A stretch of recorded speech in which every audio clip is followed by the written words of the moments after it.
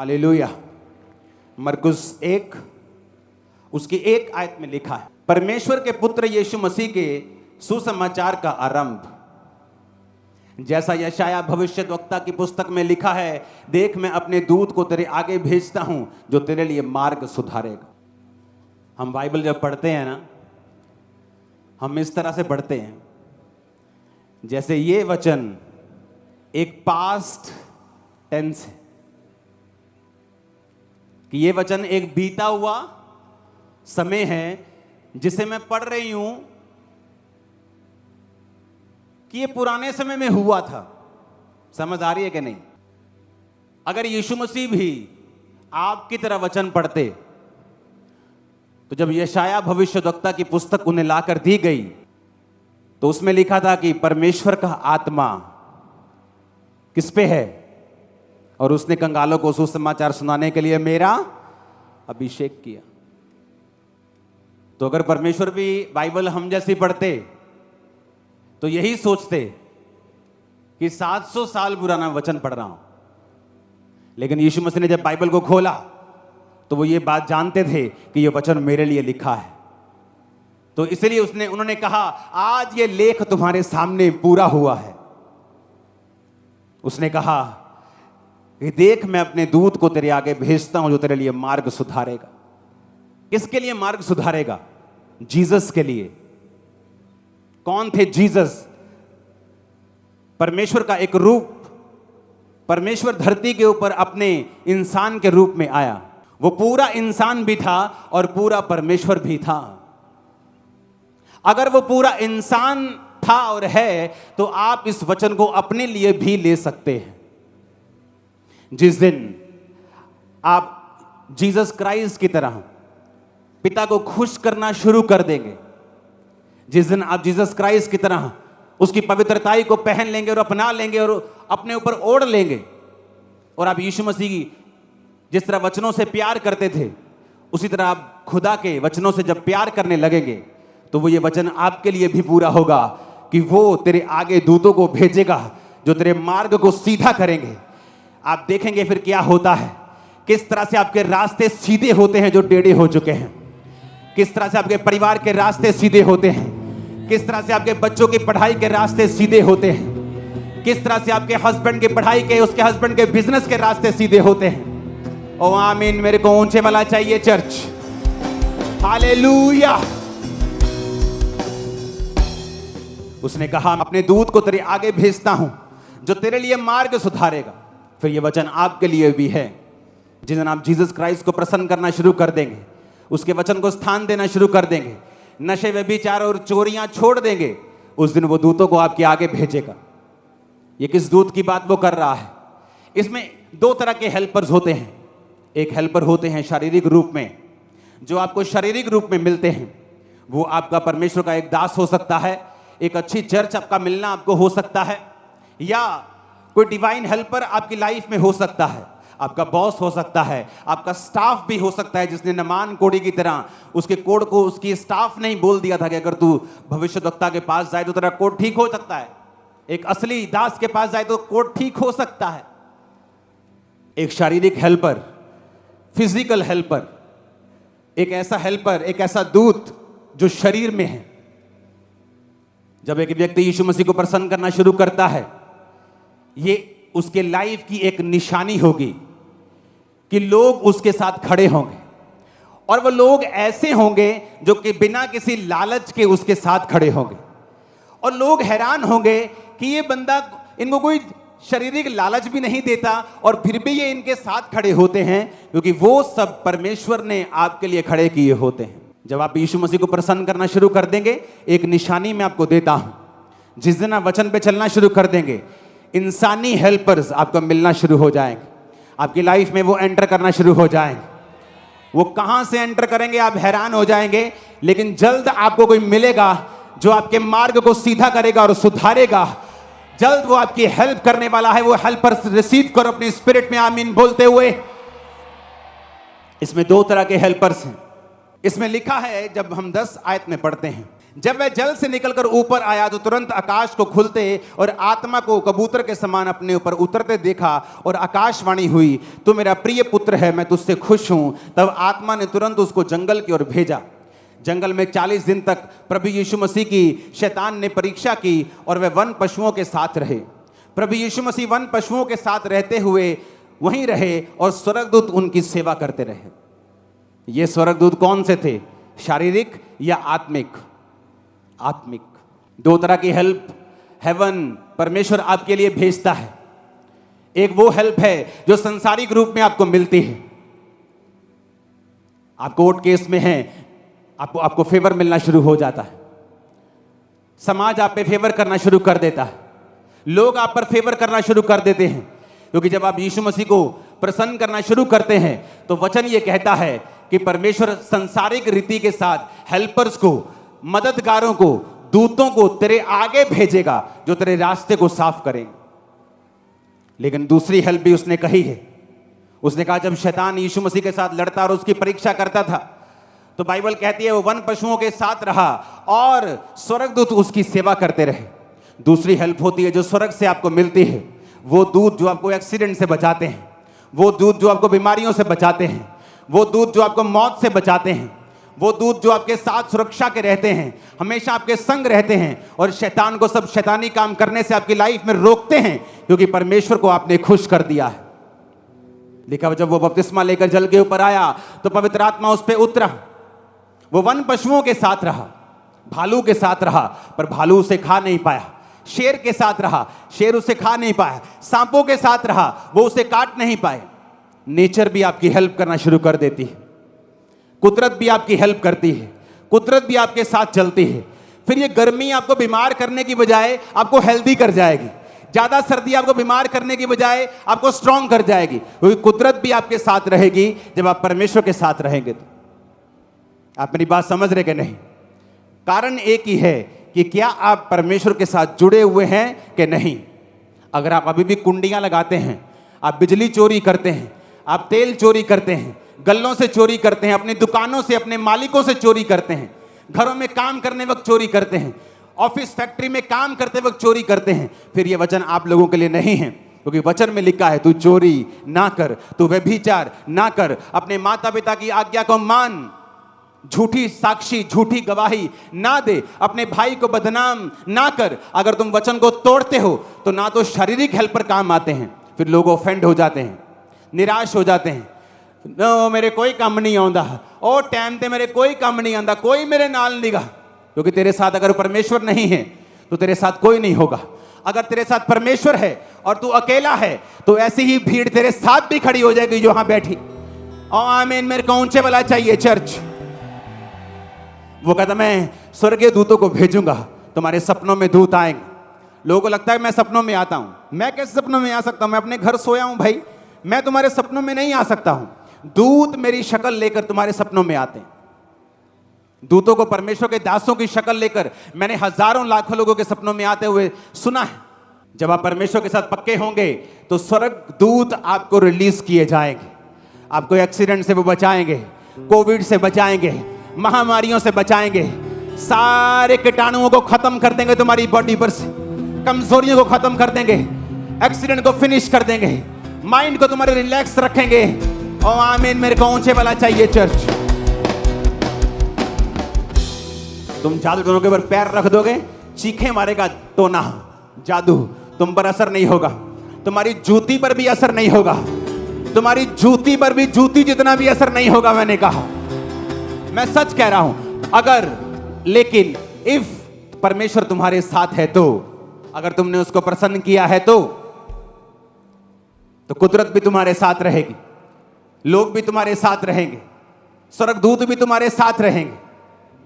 Haven open होता हुआ तुम्हारे ऊपर भी मैं देख रहा हूं, तुम्हारे ऊपर ब्लेसिंग्स को आता हुआ मैं आज देख रहा हूं। आमीन। मेरे को ऊंचे वाला चाहिए चर्च। हालेलुया। लिखा 14 आयत में, यूहन्ना के पकड़वाए जाने के बाद यीशु ने गलील में आकर प्रभु के राज्य का सुसमाचार आरंभ किया। कहा समय पूरा हुआ है, प्रभु का राज्य निकट आ गया है, मन फिराओ, सुसमाचार पर विश्वास करो। गलील की झील के किनारे किनारे जाते हुए उसने शमौन और उसके भाई आंद्रियास को झील में जाल डालते देखा, क्योंकि वो मछुए थे। यीशु ने उनसे कहा, मेरे पीछे आओ, मैं तुमको मनुष्यों के मछुए बनाऊंगा। वो तुरंत जालों को छोड़कर उसके पीछे हो लिए। कुछ आगे बढ़कर उसने जब्दी के पुत्र याकूब और उसके भाई यूहन्ना को जालों में नावों को सुधारते देखा। इसमें 4 लोगों का जिक्र है, पतरस और उसका भाई आंद्रियास, यूहन्ना और उसका भाई याकूब। परमेश्वर ने कहा, जब पतरस और आंद्रियास को झील में देखा, कहा, मेरे पीछे आ जाओ। क्या हो गया भाई, कौन हो तुम लोग? तुम कौन हो, मैं तुम्हारे पीछे आ जाऊं? अपना बिजनेस छोड़ के, काम धंधा छड़ के तेरे पीछे लग जाइए भाई, की गल? कभी प्रैक्टिकल वचन को समझने की कोशिश की है? आप सोचो, आप अपनी दुकान पे खड़े हो, आपकी एक शॉप है, हाँ, तो थे NRI कस्टमर आया होया, तो 5-5 हज़ार के सूट सारे खोले हुए। अब तो भैन जी ने हुण 50,000 का बिल बनाना, तो बाहर तुहानूं पास सदे, आ जा यार मेरे। वाना पास्टर जी की करते तुसीं? पर बाइबल कहती है, वो तुरंत 18 आयत में अपने जालों को छोड़कर परमेश्वर के, क्या हुआ ऐसा?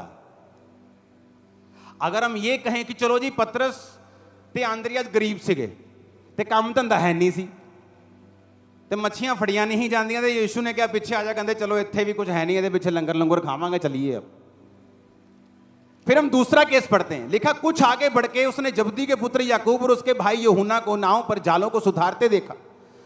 उसने तुरंत उन्हें बुलाया और वे अपने पिता जब्दी को मजदूरों के साथ नाव पर छोड़कर, अब इस केस में जो याकूब और यूहन्ना हैं, उनके पिता ने मजदूर रखे हुए हैं कि 10, 15, 20 लोगों की टोली है।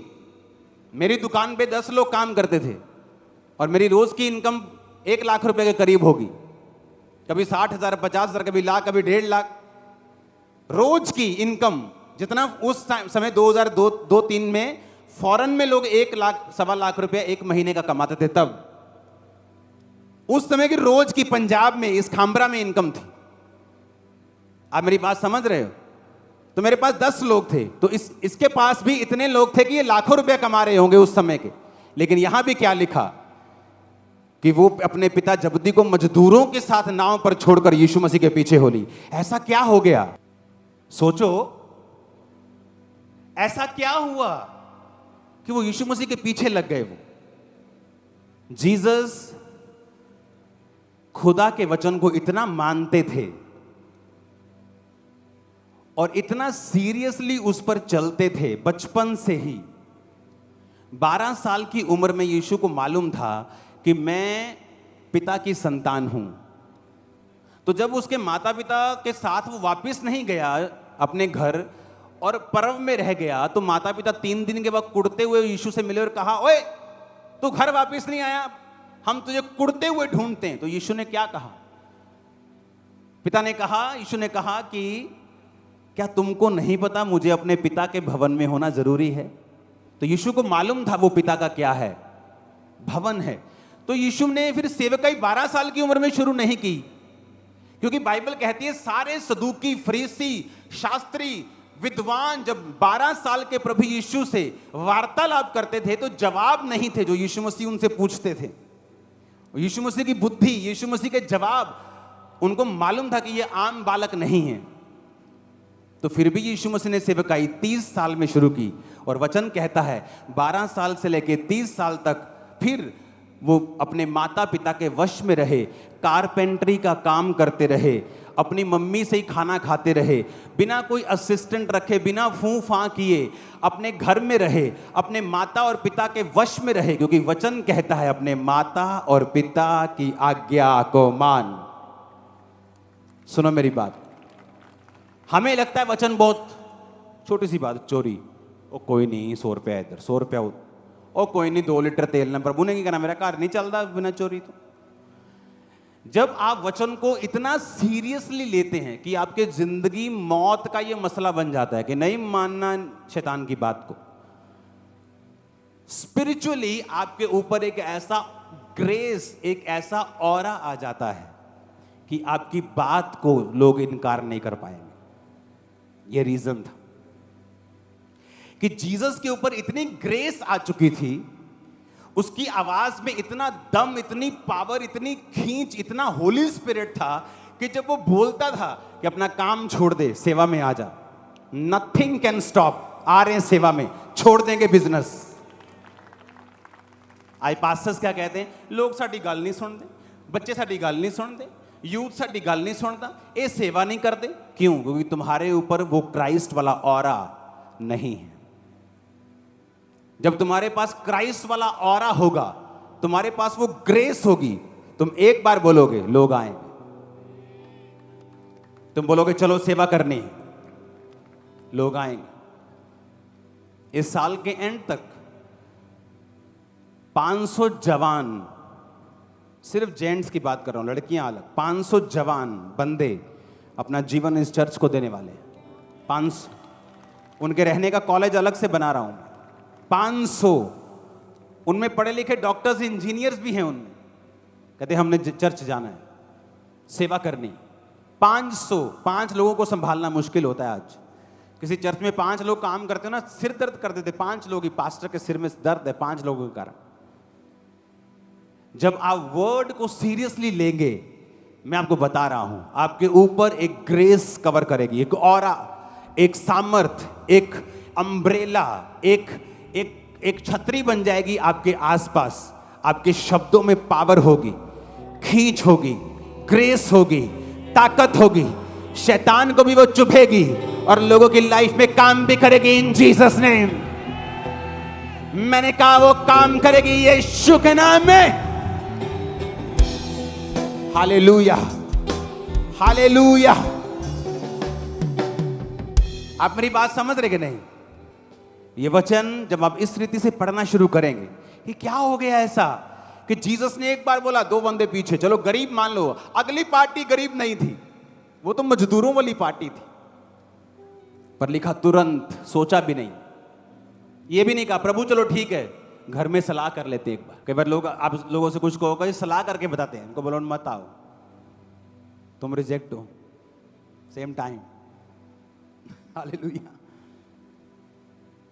उन्होंने कहा सलाह करके, नहीं कि देखा तुरंत। फिर से पढ़ेंगे, लिखा वो तुरंत अपने पिता जबदी को मजदूरों के साथ नाव पर छोड़कर उसके पीछे हो ली। आप जीसस के साथ वफादार हो जाओ, आपके शब्दों में सामर्थ आ जाए, एक ऑरा आपके ऊपर आ जाए, एक ग्रेस आपके ऊपर होगी, वो आपको हमेशा कवर करके रखेगी। एक ही चीज है जो उस ग्रेस को खत्म कर सकती है। कोई शैतान, कोई विरोध, आपके खिलाफ झूठी बातें, आपके खिलाफ लोग, मुकदमे, कुछ उसे खत्म नहीं कर सकता। आपका अपना पाप उसे खत्म करेगा जब करेगा। अपने पाप के कारण वो छतरी आप खो दोगे, लेकिन और कोई चीज उस छतरी को, उस ग्रेस को, उस अम्ब्रेला को खत्म नहीं कर पाएगी। और ये एक दिन में नहीं होता, एक साल में नहीं होता, ये सालों साल परमेश्वर के साथ चलने का नतीजा होता है। जब आप हर समय निकाल लेते हैं, हर मौसम निकाल लेते हैं, वफादारी के साथ बाप के साथ खड़े रहते हैं, दुखों में, तकलीफों में, प्रार्थनाओं में, डाउट में भी आप उसके साथ खड़े रहते हैं। ना सुखों में पिघलते हैं आप शैतान की तरफ, ना दुखों में पिघलते हैं, ना साइलेंट टाइम में, जब ना उस टाइम में जब परमेश्वर आपके लिए लगातार बोलता है, आपको गवाहियां देता है। आप जब किसी समय में गिरते नहीं हैं, आपकी लाइफ के ऊपर वो ऑरा, वो ग्रेस, वो बढ़ती ही जाती है। और वो बढ़ती जाएगी आज से ही, और वो बढ़ती जाएगी आपके परिवार के ऊपर से, और वो बढ़ती जाएगी आपकी बॉडी के ऊपर। आप हेल्दी होंगे और लंबा जिएंगे यीशु मसीह के नाम। Hallelujah, hallelujah. एक एक वचन में इतनी ताकत है। आगे लिखा है, तब वे कफरनहूम में आए। आपको बाइबल पढ़नी आ रही है मेरे ख्याल से। मैं ऐसे पढ़ता हूं कि हर वचन का एक मीनिंग है, उसके पीछे की एक स्टोरी है। इसलिए कहते हैं कि बाइबल स्टडी करने से भी आप बाइबल के शिक्षक नहीं बन सकते जब तक आत्मा आपको बाइबल ना सिखाए। देखा, जब वे कफरनहूम में आए तो वह तुरंत सबत के दिन आराधनालय में जाकर उपदेश करने लगा। लोग उसके उपदेश से चकित हुए, क्योंकि वो शास्त्रियों के समान नहीं, अधिकारी के समान उपदेश देता था। इसको इंग्लिश में पढ़ना बहुत जरूरी है। and they were astonished at his doctrine, for he taught them as one that had authority, and not as the scribes. जब कुछ लोग प्रार्थना करते हैं, ऐसा लगता है कि परमेश्वर से भीख मांग रहे हैं, या वचन देते हैं तो ऐसा लगता है कि जैसे कोई बाइबल से सलाह मशवरे कर रहा है, सलाहें दे रहे हैं। लेकिन देखा, जिसके ऊपर परमेश्वर का आत्मा होता है, जो वो वचन देता है या प्रार्थना करता है, वो अधिकार, ऐसा लगता है कि एज ही हैड अथॉरिटी, कि अथॉरिटी है इसको बीमारियों के ऊपर, शैतान के ऊपर, कि वो कमांड कर रहा है लोगों को कि तुम चोरी नहीं करोगे। यार चोरी ना करियो। कई लोग प्रीच करते हैं, उनके प्रीच में पावर फील नहीं होती, सामर्थ फील नहीं होती, आत्मा फील नहीं होता। ऐसे लगता है जैसे कोई स्क्राइब, जैसे कोई शास्त्री फरीसी प्रचार कर रहा है और यीशु मसीह के बारे में बता रहा है। लेकिन कई बार जब आप पवित्र आत्मा से भरे व्यक्ति को सुनते हैं, आपको मालूम होता है कि परमेश्वर इससे बात कर रहा है, अथॉरिटी बात कर रही है, अधिकार बात कर रहे हैं। आज हेवन ओपन हो, आपकी लाइफ के ऊपर की सारी शर्मिंदगियां नाश हो अभी यीशु के नाम में। तुम्हारे घर की, फाइनेंस की, शरीर की, आत्मा की सारी शर्मिंदगियां आज मैं अधिकार से हुक्म देता हूं, नाश हो जाए सारी शर्मिंदगियां, यीशु के नाम में नाश हो जाए। हालेलुया। कहता मैं उन्हें शास्त्रियों की तरह नहीं, वो उन्हें शास्त्रियों की तरह नहीं, अधिकारियों की तरह उपदेश देता था। अधिकारियों की तरह। तो अधिकारी मतलब, इसमें इतना अच्छा नहीं लिखा हिंदी में, लिखा for he taught them as one that had authority. Police के पास अथॉरिटी होती है ना, कि मैं इस इलाके का एसएसपी हूं, वो नजर आती है, वो खड़ा होता है तान के, स्टार स्टूर लगे, वर्दी पहनी। वैसे ही तुम आत्मा में बड़े अफसर हो, अथॉरिटी तुम्हारे अंदर है यीशु के नाम की। तुम शैतान को डांटोगे, खब्बे खब्बे भागेगा, सज्जे सज्जे भागेगा। मैंने कहा you have authority right now in the name of Jesus. आमीन। खड़कने वाला चाहिए शैतान के कानों में। हालेलुया। मैंने लोगों को देखा है, उन्हें लगता है ऊंची आवाज में अच्छे साउंड से प्रार्थना करेंगे तो लोगों को लगेगा में अथॉरिटी है। मैंने सिर दर्द होते देखा है, कई बार मेरा सिर दर्द हो गया यार, इसको लगता है कि ऊंचा बोलने से ऐसा हो जाएगा। नहीं, अगर तुम्हारे पास अथॉरिटी है, तुम डांटोगे, तुम्हें फील होगा तुम्हारे पास पावर है, तुम्हारे पास अथॉरिटी है। अपने घर को बदलने की अथॉरिटी, प्रार्थनाओं में माहौल चेंज करने की अथॉरिटी, अपने बच्चे के मन को चेंज करने की अथॉरिटी, शत्रु को हराने की अथॉरिटी यीशु के नाम में, यीशु के नाम में, यीशु के नाम में। मैंने कहा यू हैव अथॉरिटी, यीशु मसीह के नाम में तुम्हारे पास ताकत और अधिकार। आमीन। ऊंचे मिला चाहिए, रिसीव करो यीशु के नाम में। परमेश्वर के गहरे वेदों को परमेश्वर के दास के द्वारा जानने के लिए और ऐसी और नई वीडियोस को देखने के लिए हमारे YouTube चैनल को सब्सक्राइब करें और साथ में बेल आइकन को प्रेस करें, ताकि ऐसी और नई वीडियोस की नोटिफिकेशन सबसे पहले आप तक पहुंच सके। जुड़े रहें परमेश्वर की हजूरी के साथ। God bless.